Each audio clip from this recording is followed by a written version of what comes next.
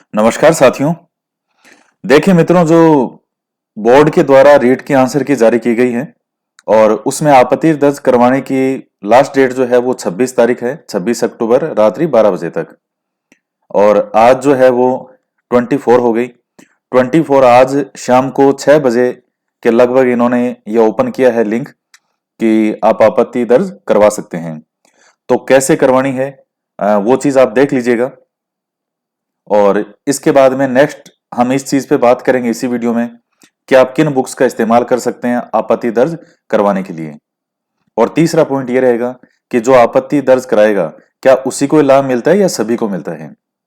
तो कोई ज्यादा बड़ा वीडियो नहीं है, मैं मेन चीजें आपके बता रहा हूं, क्योंकि जिस तरह से ये टाइम दे रहे हैं बहुत गलत है।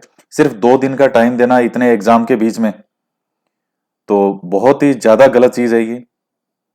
जानबूझकर किया गया, जिस तरह से ऐसा लगता है जैसे जानबूझकर की जा रही हो चीजें इसमें।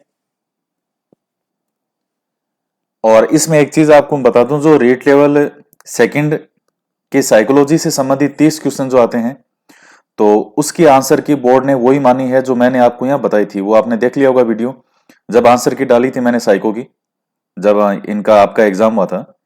तो उसमें जो 30 क्वेश्चन है आपको आंसर बताए थे रीट लेवल सेकंड के साइको के, एज इट इज वो 30 के 30 उनके आंसर वही माने हैं बोर्ड ने। तो साइको में तो मेरे अकॉर्डिंग कोई भी क्वेश्चन ऑब्जेक्शन वाला नहीं है, लेवल सेकंड वाले में। और बाकी कोई क्वेश्चन अगर आपको लगता है आपने कुछ और किया हो या आपको लगता हो आपको ज्यादा सही चीज कोई लग रही हो उसमें, तो वो आप अपनी तरफ से कहीं भी करवा सकते हैं। तो आगे आपको पहले ये बोर्ड की साइट खोलनी है, ये राज एजुबर्ड board.rajasthan.gov.in। ये साइट जब आप ओपन करेंगे तो आपके सामने ये आ जाएगा। इसमें यहां देखिएगा रीट 2021 मेन वेबसाइट, इस पे क्लिक करना है। और जब इस पे आप क्लिक करते हैं तो आपके सामने यहां आएगा ऑब्जेक्शन फॉर रीट, ये लेवल फर्स्ट और लेवल सेकंड। तो इसमें आप जिस लेवल जो भी आपका विद्या आप हैं लेवल फर्स्ट के हो चाहे आप लेवल सेकंड के विद्यार्थी हो, तो जिसके लिए भी ऑब्जेक्शन करवाना है, जैसे मान लीजिए लेवल सेकंड के आप विद्यार्थी हैं, तो यहाँ ऑब्जेक्शन फॉर रीट 2021 आंसर की, तो ओनली फॉर लेवल सेकंड, तो इस वाले पे आप क्लिक कर दीजिए। ये जैसे आपने इस पे क्लिक कर दिया तो ये आपके सामने इस तरह आ जाएगा। एक तरफ तो है लेवल फर्स्ट की आंसर की, लेवल सेकंड के आंसर की, ये तो वैसे भी उधर वाले पोर्शन में भी दी हुई है जैसे कल आ गई थी। यहां ये है ऑब्जेक्शन ऑफ आंसर की, उत्तर कुंजी आपत्ति। तो इसमें रोल नंबर, यहां आपको अपना रोल नंबर भरना है, मदर्स नेम, यहां आपको अपनी माताजी का नाम, और डेट ऑफ बर्थ। तो यहां डे, यहां मंथ और यहां ईयर। ये करने के बाद में फिर आगे इस पर क्लिक करेंगे कि आगे जो है वो प्रोसीड किया जाए। तो जब आगे प्रोसीड होगा तब उसके बाद में आपके सामने क्या आएगा, तो आगे आपके सामने इस तरह का पेज ओपन हो जाएगा और यहां पर आपका नाम और ये फादर्स नेम, मदर नेम, वो सब अब लिखा आ जाएगा। डेट ऑफ बर्थ भी आपकी यहाँ पे लिखी आ जाएगी। और यहां पर जो है इसमें, और ये एग्जाम आपका कौन सा लेवल है वो भी लिखा आएगा जो आपने सिलेक्ट किए हैं। यहां लिखा हुआ है सिलेक्ट नंबर ऑफ क्वेश्चन, तो ऑफ ऑब्जेक्शन, तो कितने क्वेश्चन में आपको ऑब्जेक्शन है, कितने क्वेश्चन में आपत्ति लगानी है, तो उसके लिए यहां सिलेक्ट वाला बटन है। सिलेक्ट पर जब आप क्लिक करेंगे तो इसमें 150 नंबर लिखे हुए हैं, 1 2 3 4 5 6 इस तरह गिनती 150 तक लिखी हुई है। तो आपको कितने क्वेश्चन में डाउट है, कितने में आपत्ति दर्ज करवानी है। तो जैसे मान लीजिए किसी को 5 क्वेश्चन में डाउट है कि मुझे 5 क्वेश्चन में आपत्ति दर्ज करवानी है, चाहिए 1 क्वेश्चन है, 2 3 4, आपको जितने क्वेश्चन में लगे, क्या आपने पूरे पेपर चेक किया, आपको लगा कि कुल मिलाकर के 5 क्वेश्चन ऐसे हो सकते हैं जिनमें आपत्ति लग सकती है, तो उतने ही जिनके पास आपके पास प्रूफ हो तो उतने आपको सिलेक्ट करने हैं। जैसे 5 क्वेश्चन मान लीजिए, तो सिलेक्ट पे करेंगे तो नंबरिंग आएगी, तो 5 क्वेश्चन पे आपने क्लिक कर दिया। अब यहां लिखा हुआ है कि ऑनलाइन आपत्ति हेतु प्रति पर्सन ₹300 फीस निर्धारित की गई है। फीस जमा करवाने के बाद ही आपत्ति अपलोड कर पाएंगे। अभ्यर्थी एक बार ही आपत्ति अपलोड कर सकता है, अतः एक बार में ही वांछित प्रश्नों का चयन करें। तो अब जैसे आगे हमें चलना है इसमें, तो फिर वहां बाद में जैसी फीस आपकी कट होगी तो फिर सारे क्वेश्चन जिनमें भी आपको डाउट है वो सारे क्वेश्चन आपको उसमें वो भरना होगा, फिल करना होगा। तो पहले से ही क्वेश्चन की फोटोज वगैरह हैं वो आप सिलेक्ट करके रखें कि हाँ ये क्वेश्चन है और जो है ये ऑथेंटिक प्रूफ है। वो सब चीजें आगे प्रोसेस में आएगी। तो यानी ये जो प्रोसेस है, चाहे 5 क्वेश्चन में हो, तो ऐसा नहीं है कि आपने एक बार एक में आपत्ति दर्ज करवा दी फिर दोबारा बैक आकर के शुरू से फिर रोल नंबर डालेंगे, ऐसा नहीं है। 5 है तो 5 के लिए आगे आपको स्थान मिलेगा, जितने क्वेश्चन में डाउट हो वो सब आगे आपको इसमें चीजें मिल जाएगी। तो एक बार का ही ये पूरा प्रोसेस है, चाहे कितने क्वेश्चन में आपको डाउट हो। तो जैसे 5 में डाउट था, अब आगे इस पे क्लिक करना है कि आगे प्रोसीड हो। आगे जब आप प्रोसीड करते हैं तो फिर उसके बाद में आपके सामने इस तरह से आ जाएगा कि ऑब्जेक्शन ऑफ कीज फीस, और ये जो है ये बना हुआ है पूरा ऑनलाइन पेमेंट का रीट 2021 वगैरह, ये चालान नंबर लिखा हुआ है, ये कैंडिडेट कॉपी, ये कैंडिडेट कॉपी सेकंड, ये बैंक कॉपी, यहाँ फिर ये डेट ऑफ डिपॉजिट वगैरह एंटर, ये करेक्ट चालान नंबर, ये सब लिखा होगा इसमें। कैंडिडेट जो नेम वगैरह है, चालान नंबर है, डेट ऑफ बर्थ है, ये सब यहाँ पर लिखा हुआ आएगा। ये फादर नेम वगैरह ये सब यहाँ पे लिखा आएगा। और अब जैसे मान लीजिए 5 क्वेश्चन मैंने उसमें सिलेक्ट किया, तो 5 के जो है ये फीस ऑलरेडी यहाँ लिखी आ रही है 1500। आप 2 क्वेश्चन सिलेक्ट करते उसमें तो फीस लिखी आती 600।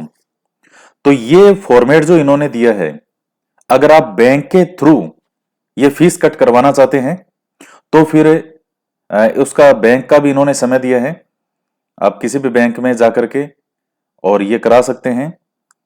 यहां पर इन्होंने लिखा है कि 26 अक्टूबर 2021 जो है वो फीस जमा कराने की अंतिम तिथि है, और बैंक टाइम जो है वो 10 से 4:30। तो इस टाइम के बीच में आप बैंक भी जा सकते हैं। तो उसके लिए आपको क्या करना पड़ेगा, देखिए ऑनलाइन वाला भी ऑप्शन है, मैं अभी बताऊंगा, आप पूरा वीडियो देखिएगा। यहां पर यह लिखा हुआ है प्रिंट का ऑप्शन, तो आप चाहें तो प्रिंट करवा सकते हैं, कोई शॉप से करवा सकते हैं, या अगर आपके पास भी सुविधा है कि ये पेज सेव करके और प्रिंट निकलवाने की, तो आप प्रिंट निकाल सकते हैं। और आप प्रिंट आउट निकाल के किसी बैंक से नहीं करवा के अगर ऑनलाइन ही फीस जमा करवाना चाहते हैं तो उसके लिए यहां लिखा हुआ है मेक पेमेंट। मेक पेमेंट वाला जो ऑप्शन है, इस पे जब आप क्लिक करेंगे तो ऑनलाइन पेमेंट का ऑप्शन आ जाएगा। ये देखिएगा, ये इस तरह से आपके सामने ये बना हुआ आ जाएगा, नेट बैंकिंग, डेबिट कार्ड और क्रेडिट कार्ड। तो आपके दो इसमें मेनली काम आएंगे, या तो नेट बैंकिंग होगा या डेबिट कार्ड वाला, क्योंकि तीसरा जो है ये ज्यादातर के पास होता नहीं, कम, बहुत ही कम रखते हैं। और नेट बैंकिंग वाला भी जो ऑप्शन है वो इसमें केवल आईसीआईसीआई बैंक का है। तो सिर्फ नेट बैंकिंग में जो मुझे इसमें ऑप्शन दिखा केवल आईसीआईसीआई बैंक का ही दिखा आगे। जब मैंने इस पे भी आगे क्लिक किया तो किसी का आईसीआईसीआई बैंक के अंदर है अकाउंट तो फिर नेट बैंकिंग हो सकता है। डेबिट कार्ड वाले का मतलब है कि अगर आपके पास एटीएम कार्ड है किसी भी बैंक का, तो फिर उस एटीएम कार्ड के माध्यम से जो भी आगे इस पर, जैसे इस डेबिट कार्ड पर क्लिक करेंगे तो फिर आगे ये एटीएम कार्ड का नंबर वगैरह आपसे पूछेगा, फिर उसके क्या पिन है, और इस तरह करके फिर ओटीपी आपके नंबर पे आएगा और फिर वो पेमेंट कट हो जाएगा। पेमेंट कट होने के बाद में फिर जो है वो आप इसमें मेन पेज जो है इसका उस पे आ जाएंगे, और फिर आगे ये आपत्ति दर्ज करवाने वाला ऑप्शन खुल जाएगा। तो फिर वो आगे सिंपल सा है, आप उसमें ऑब्जेक्शन के लिए लिखा होगा। तो ये इतनी मेन चीजें हैं। तो अगर आपके पास ये चीज नहीं है कि जैसे आपके पास नेट बैंकिंग में आईसीआईसी वाला जो है, अगर वो बैंक का नहीं है या आपके पास एटीएम कार्ड ही नहीं है, तो फिर और आपको ऑब्जेक्शन लगाना है, तो फिर ये जो बैंक के पास में ही जाना पड़ेगा। ये पेज जो मैंने आपको बताया था ऊपर वाला, इसका प्रिंट निकलवा करके ये, तो आप किसी ई मित्र वाले के पास भी ये प्रिंट निकलवा सकते हैं या किसी भी शॉप से निकलवा सकते हैं अगर आपके पास नहीं है तो। और या जैसे मान लीजिए अगर ई मित्र वाले के पास भी अगर आप जाते हैं तो वो भी जो ये मेक पेमेंट वाला है इसके थ्रू ऑनलाइन पेमेंट वो भी कर सकता है। तो फैसिलिटी आपके पास पूरी है, चाहे आप किसी दुकान वाले के पास जाएं, और अगर खुद प्रिंट आउट निकाल के बैंक वाले के पास आते हैं तो चाहे बैंक वाले के पास जा सकते हैं, नहीं तो कोई ई मित्र वाला है वो भी जो है ये पेमेंट कट करवा देगा। तो जितने क्वेश्चन होंगे उतने में ही आपत्ति दर्ज होगी। तो ये फिर जो जैसे अगर पेमेंट कट होता है तो फिर आगे का प्रोसेस, फिर वो जो भी पेज वगैरह अपलोड करने हैं उसमें जो भी आपके पास प्रूफ है, ऑथेंटिक प्रूफ वगैरह, वो आगे करना है।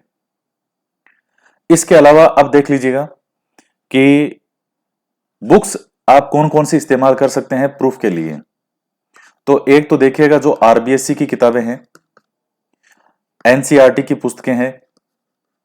इसके अलावा जो हिंदी साहित्य ग्रंथ अकादमी की कोई पुस्तक है, या फिर जो किताबें विश्वविद्यालयों में चलते हैं, मतलब जो भी विश्वविद्यालय हैं, यूनिवर्सिटीज हैं, उनमें जो नॉर्मली किताबें चलती हैं, या फिर उसका प्रूफ आप दे सकते हैं। या कोई भी और कोई बुक हो, गाइड कोई भी नहीं चलेगी। आप किसी भी मार्केट में, कितनी भी गाइड आ जाए मार्केट में, किसी भी गाइड का कभी भी कोई प्रूफ नहीं माना जाता है।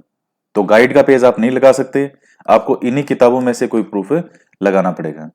अब एक चीज ये है कि जैसे मान लीजिए अगर आरबीएससी के अंदर कोई 7वीं क्लास की किताब में कुछ है, 11वीं की किताब में कुछ है, या 10वीं की किताब में कुछ है, तो इन्हीं किताबों में अगर किसी क्वेश्चन का अलग अलग उत्तर हो रहा है तो फिर वो जो आगे बोर्ड क्या मानता है, उस पर फिर आगे वो चीज होगा कि बोर्ड ने किस चीज को सही उत्तर माना है।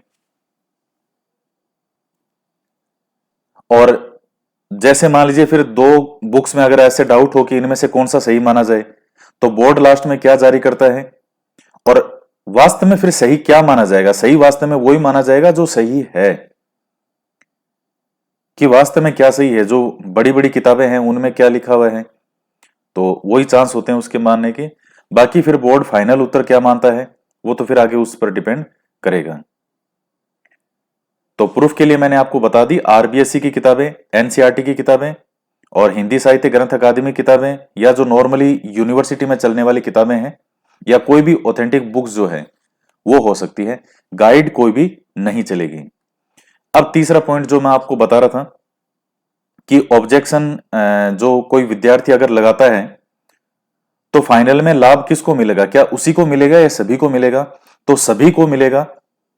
अभी कोई भी विद्यार्थी ऑब्जेक्शन लगाता है, क्योंकि अभी फाइनल आंसर की नहीं आई है, तो ये जो ऑब्जेक्शन जाएंगे, इनके बाद में जो लास्ट में जब आपकी फाइनल आंसर की आएगी, तो वो सभी के लिए ही फाइनल आंसर की है।